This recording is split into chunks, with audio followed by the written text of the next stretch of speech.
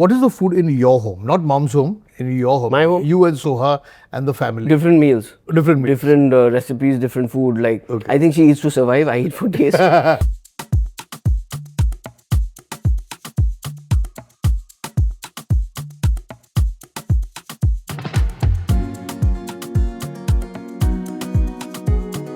Do you have a relationship with street food? I suffered acid reflux for a very long time because of my fascination with street food, which still continues.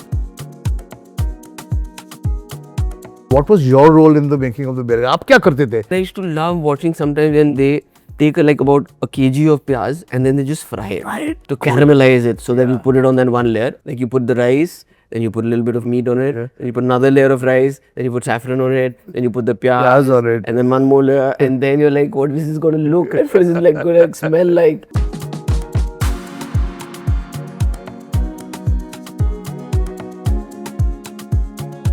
It's a terrible sort of question to ask, but if I asked you what your favorite food is, It's a very tough one for me. Yeah. I just get emotional while eating it.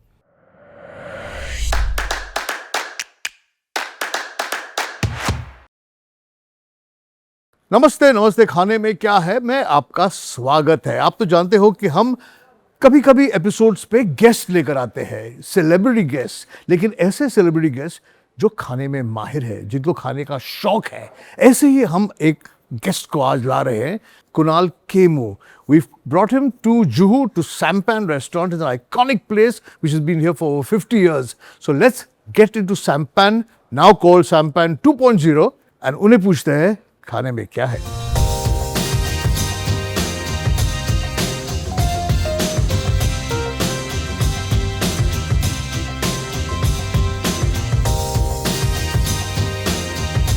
बहुत सारा खाना है सामने, लेकिन most importantly we have a really special guest here today.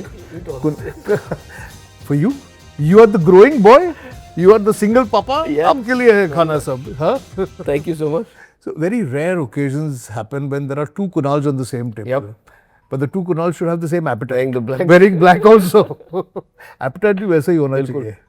लेकिन खाने से पहले ये तो मैं आपको बता दूं, मैंने आपको यहाँ क्यों लेकर आया हूँ मैं यहाँ, क्योंकि सैम्पैन जो रेस्टोरेंट है, it's an iconic restaurant, 50 years it's been there. The food is very good.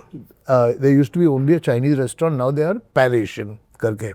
I'm very happy to have you on the show today. Thank you. Yeah, I've also read about you कि आपको भी खाने का काफी शौक है यार? बहुत ज़्यादा शौक है। In fact what's tough for me is कि हम पहली बार ऐसा शो कर रहे हैं जहाँ पे आपने मुझे खाने पे बुलाया बात करने के लिए, बिकॉज मैं खाते समय बिल्कुल बात नहीं करता। In fact I have also been told that I am a bad dinner date to have, क्योंकि मैं 20 या 25 मिनट जितना टाइम भी खाने में लगता है, I go silent. So today I am gonna act talk more and eat less, but we won't have a date like me who will keep asking you questions. वैसी डेट मिले आपको तो आप irritate हो जाओगे in real life. About to find out. ये interview है तो it's okay. But listen, I've heard that you cook as well. Yes. थोड़ा बहुत आप कर लेते हो ना? You love your food, but you also like cooking. I do actually. It was one of those things. You know, घर पे बचपन में जो घर पे बना होता था वो खाना पड़ता था। या कभी कभी कंप्लेन करते थे हम कि ये क्यों है, रोज यही बन रहा है ना। Mum was very simple, she said you don't like what I am cooking, cook what you want to eat. And I said but this makes sense, and I generally like to, even as a kid, you know, when they were cooking, or sometimes my dad used to also cook. So Sundays when friends were coming over, I used to like the entire mahol used to be around food. So it used to be like a occasion कि आज बिरयानी अगर बन रही है Sunday को, then the chopping would start in the morning, and there was something nice about it. So I wanted to learn myself. So anything from making puris to making biryanis to dals or like whatever mom and dad were cooking. So it would also really help me because when I moved out of the house, when I was kind of trying to look for work, I stayed on my own for a bit. And then you didn't have so many of these delivery services. No, there were none. Yeah, exactly. Nothing. Right. So you had to firstly find one restaurant and then go there, or like that delivery guy would come, thanda ho jayega, and you never trusted the quality of food. Correct. So I would end up cooking for myself quite a lot then. Let me just stop you there. When you said घर में Sunday पे बिरयानी बनती थी, तो उस बिरयानी का तो it's a elaborate process. Exactly. What is your role? What was your role in the making of the biryani? आप क्या करते थे? प्याज काटते थे, तलते थे? I wanted to do all of it. I wasn't allowed to do a lot of it, but later, yeah, प्याज काटने का business became mine. And then I used to love watching sometimes when, you know, they take like about a kg of pyaz and then they just fry it. Right. To caramelize it so that you put it on that one layer. And then my favorite part used to be when you layer it. Like you put the rice, then you put a little bit of meat on it, then you put another layer of rice, then you put saffron on it, then you put the pyaz on it. and then one more layer, and then you're like, what is this going to look like? What is it like going to smell like? So Yeah. fun film. But he can know he's a food expert because he's used the right words. Onion caramelize हो जाता है. ऐसे नहीं कि fry करते हैं brown हो जाता है. You grew up in Kashmir for the first few years. Yeah, but do you have vivid memories of where you grew up? Yeah, some of them. I mean, I remember my school. I remember going to Dal Lake and having those Sunday family picnics to Pahalgam. And there used to be this place called Kokarnag and Chashme Shahi. So I have more fond memories of just being with the family there. In Kashmir? Yes. And do you have memories of the food in Kashmir? But yes, that's why, I mean, that's what I primarily cook. I cook Kashmiri cuisine at home. So because that was the one thing that my mom for the longest time wouldn't teach me. Because she was like, now when I moved out, she was like, this is the one thing that you come home to do. Now if you know how to make it, then you will not find the need. So I said, okay, मुझे एक चीज सीखनी है that I want to like kind of do on my own, and so I did. So like yesterday, in fact, it's usually like on a Sunday I'll do that, and now my daughter also loves the Kashmiri food. So that's one thing that I cook on my own. What's your favorite dish that you cook? Is the Rogan Josh. Rogan Josh. Yes. 1 minute, 2 minute, 3 minute chicken, Frankie's chicken in a minute. Come together with Venky's.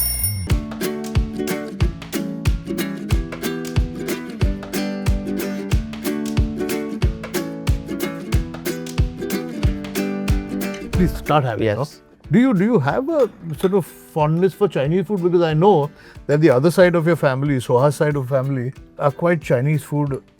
Hey, everybody loves Chinese food. Growing up, the Indian version of Chinese. Of course. Till you got introduced to what the actual Chinese food was. And the first time you ate actual Chinese food, you're like, ये थोड़ी Chinese food है. Yeah, हमारे यहाँ we'll teach you how Chinese. ये क्या है? So yeah, no, all of us grew up loving Chinese food. When did you realize that you wanted to be an actor? So in acting, the love happened later. I think initially, when I was in Srinagar, my dad went to the NSD, National School of Drama, and then he worked with Shyam Benegal on Yatra, Bharat Ekos. So he was pretty much in Bombay while I was growing up in Srinagar, and then he would come there, and then both my parents ended up doing this show called Gul Gulshan Gulfam for Durdarshan. Famous, but Kashmir. Yeah. Gul Gulshan Gulfam. So I used to go on set there, and I used to watch them on television, and I used to love watching films from a very young age, and television. And this whole idea of that you could do something here, which is exactly what would come on the television, was very exciting for me. But I was very scared. But I'd kind of done a small cameo in Gul Gulshan Gulfam, and I knew the director Ved Rai ji was like very well because I used to be there. So when we moved to Bombay, and he was doing this show called Chitra Kathaएं, he had this story which it was episodic. So it was of a child who lies a lot, and his father invents this machine that he sticks to his heart, and every time he lies, the alarm goes off. So of course, because it was a mum and son kind of an episode, so he wanted to work with my mother, and he said, "Will Kunal do it?" And I was like, "Okay." One off thing, I enjoyed watching myself on TV. I'll see myself in one episode. But then somebody from Hame Rai Pyar Ke casting saw that, and then they offered me Hame Rai Pyar Ke, and I was like, "Oh my God, I'll be on a big screen." So I initially did it for that, but it was only after I did Zakhm where I realized that people are not liking me just because I'm a kid and they think I'm sweet, Cute and all those wise ass things in a film. I got some attention as an actor, and that's when it hit me that I really enjoy it. That's why in college I did theatre for all the 5 years that I was there. So I think Zakhm was that defining moment. Maybe that is when you started your acting career, no? With films like Traffic Signal and all that. It was how do I say it? It was an acting role. It was not a hero role. Were there conscious choices when you did? I mean, you're choosing people like See, actually at that point, you have to do with what comes your way. whatever comes up. Yeah, and you select from that. But having said that, I always followed instinct, and what made sense to me at that point of time is something that I did. So whether it was Kalyug or it was Traffic Signal or even Dhol, which a lot of people then said that, I mean, you've just done 2 solo hero films. Why would you go and do a 4 hero But it's setup where you're doing that? But for me, I think it was slightly bit like from the theatre thing, and like I enjoy this film. Nobody knows that I can do comedy up until that point. At least on screen, on stage, I did a lot of comedy. And if they want to take a risk on me doing this and it helps them kind of minimize the risk by putting me in a setup, I'm okay with it. Hindsight today, I would say no, buddy. If you're doing film, then you understand the film business and you take the decisions according to the film business because you can't be naive.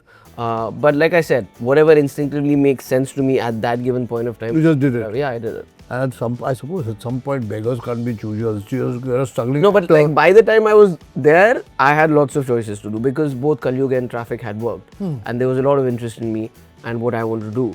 That time I was choosing, so I very much like knowingly chose not a solo project kind of over this because I wanted to work with Priyadarshan. I think he's a phenomenal director. Yes, he is. And love his brand of humor.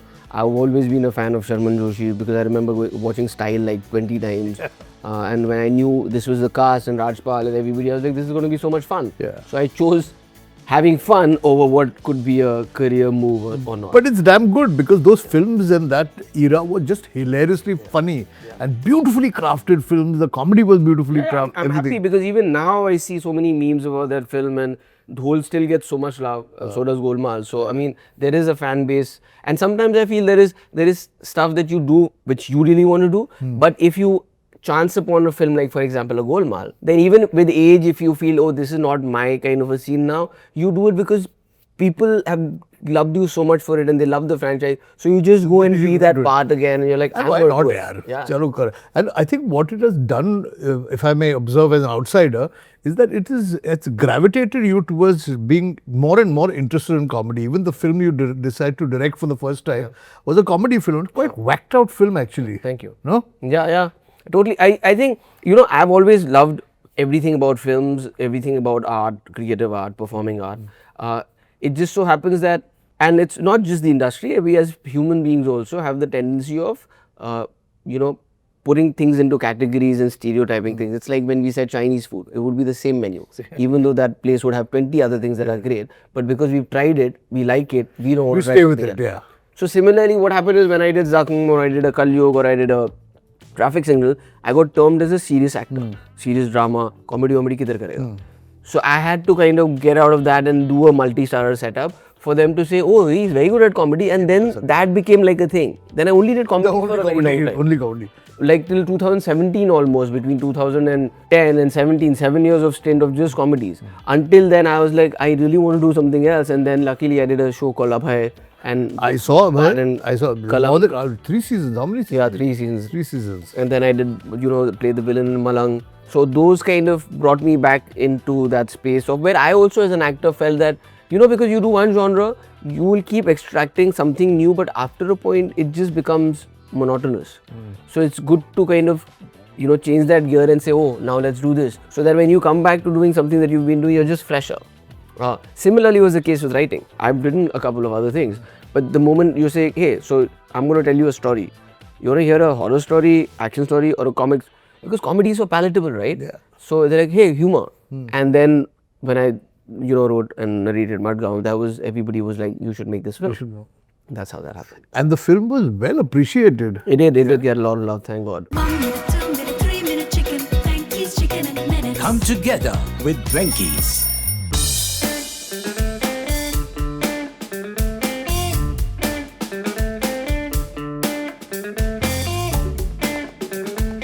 It's a terrible sort of question to ask, but if I asked you what your favorite food is, what would it be?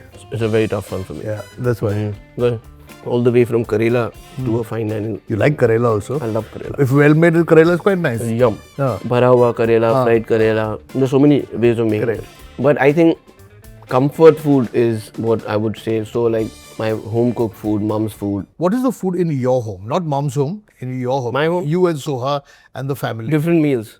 Different meals. Different recipes, different food. Like I think she eats to survive. I eat for taste. She needs to just No eat- interest in food? Not really, man. Yeah? I mean, so her thing is like, she has a couple of things that she likes that she can eat like a staple. They're all healthy though. Okay. And she will never try anything new. And I thought our relationship was going to like suffer because I'm a foodie.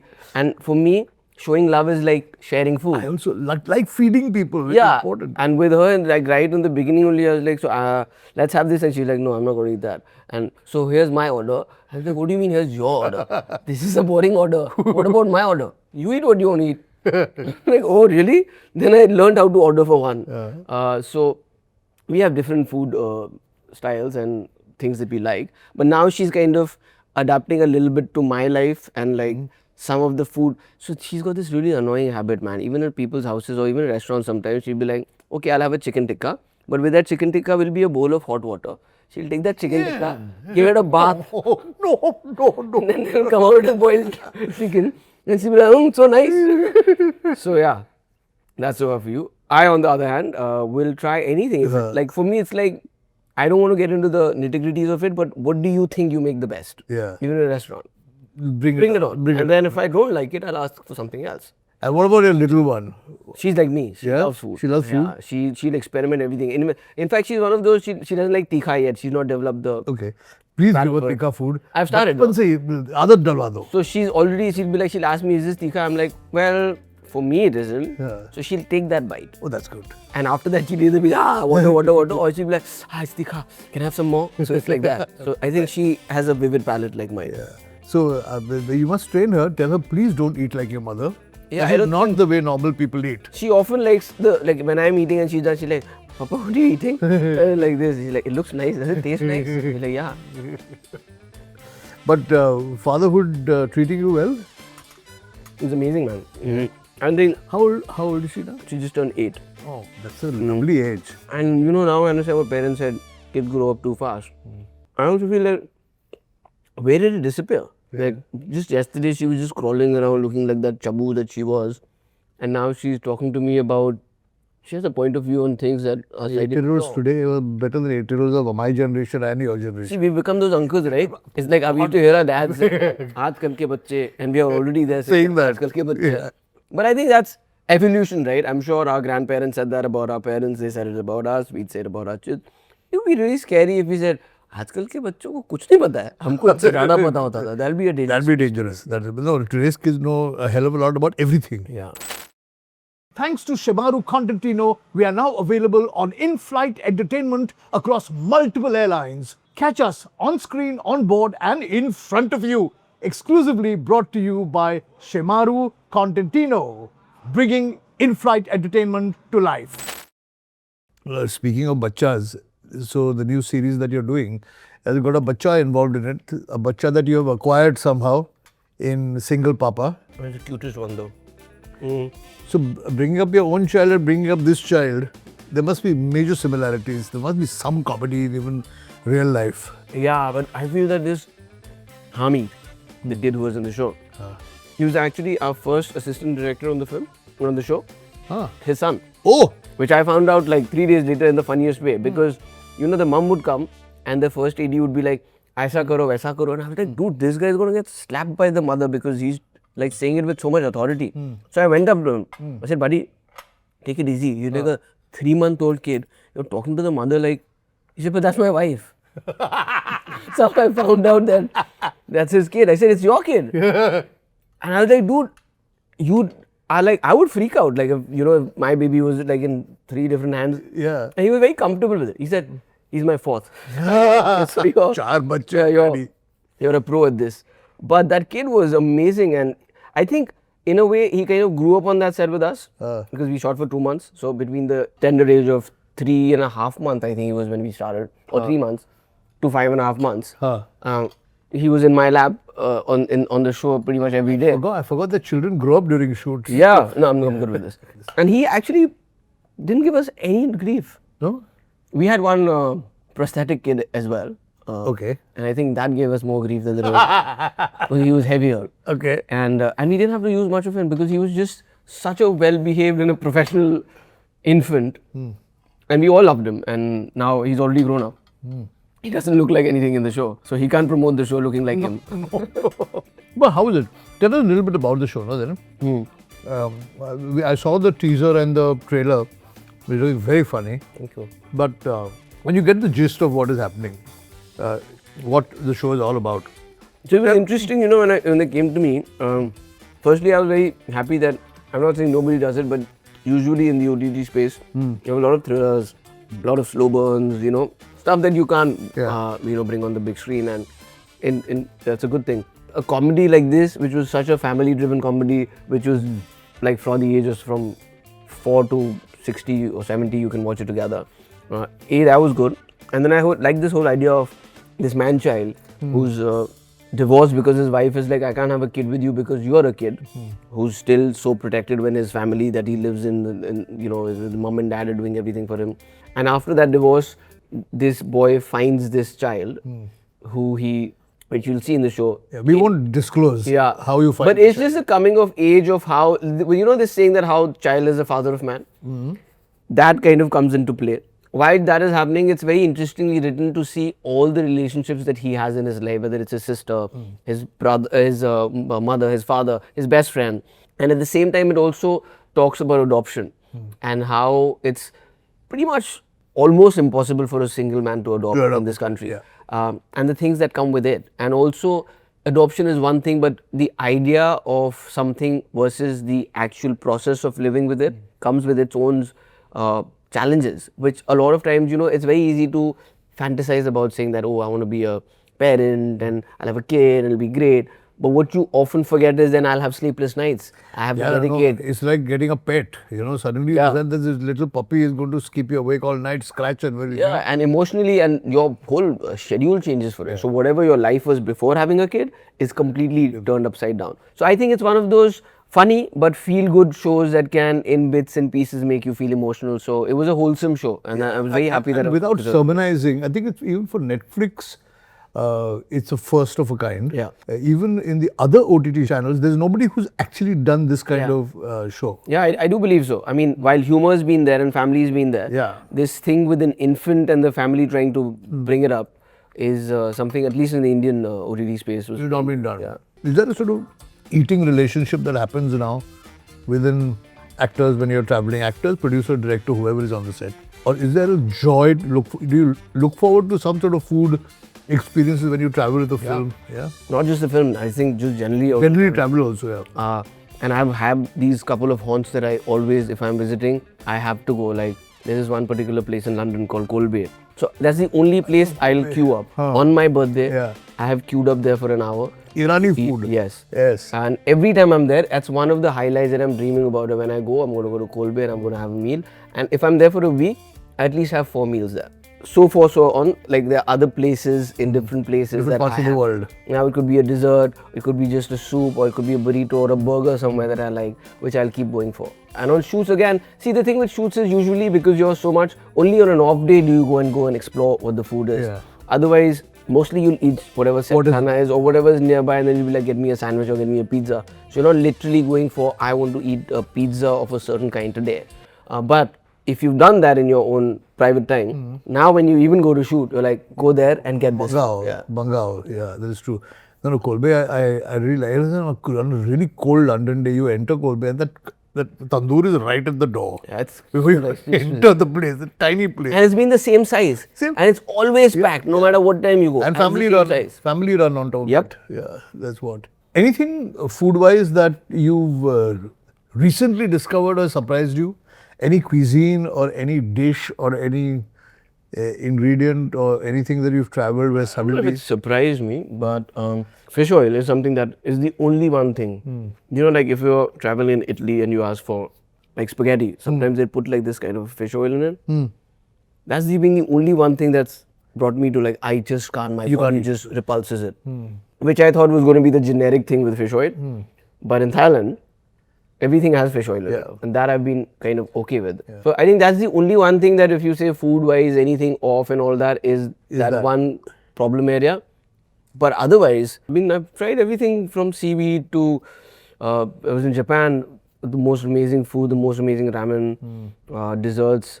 I just think that things that I don't want to eat, I won't eat. Like, I won't go and try an insect that's fried, like, right? That's not I've tried it, but not to any great... so I won't try it. If it just doesn't look okay to me, I wouldn't. And what about in India? What is street food? Do you have a relationship with street food? I suffered for like acid reflux for a very long time because of my fascination with street food, which still continues.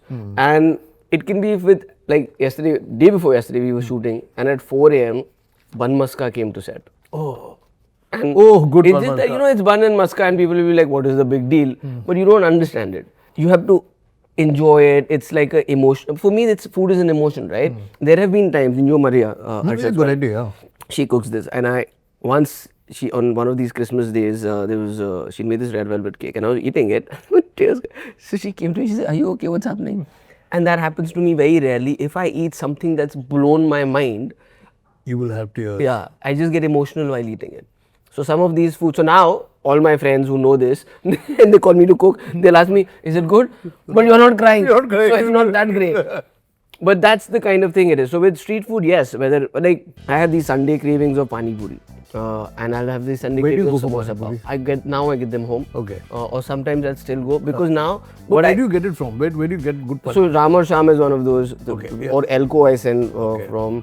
Sai Krupa also makes it. So sometimes if I want some, Pani puri, do you like ragda in your pani puri? Like moong in your pani puri? Like bundi in your I pani personally like ragda more. Yeah. But I'm also somebody who will make a bhel puri of it. So I'll put all of that. All of it. Yeah, and it's not just pani puri. So I have 2 plates of pani puri. Then I have ragra patties. And then I'll call for shiv puri also. And then I'll feel sick at the end of it. Which I know. So the moment I've called for it, everybody knows he's not going to stop. And then he's going to complain in an hour. But that's life and that's what I do. And samosa pav is that thing that is my comfort. pav. Yeah. I cannot eat samosa without a pav. It's a Really? It's a Bombay thing. I love pav. It's my kryptonite. Me, you give me pav, I'll eat it. But with a banana vada, like vada pav, I prefer eating only the vada. And samosa, I prefer eating that's the. nice.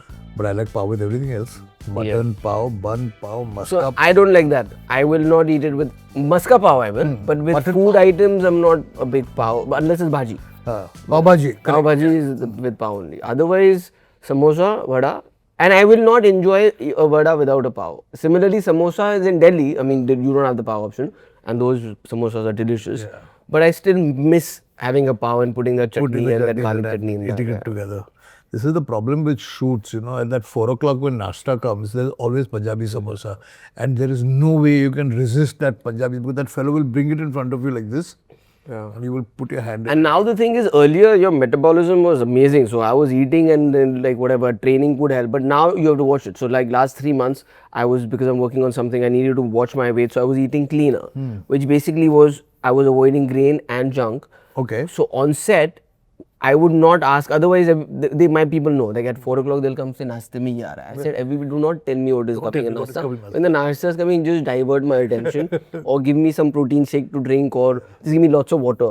So that's what I've been doing. But now since it's coming to an end, I have in the last 1 week had my share of chaats and vada pav.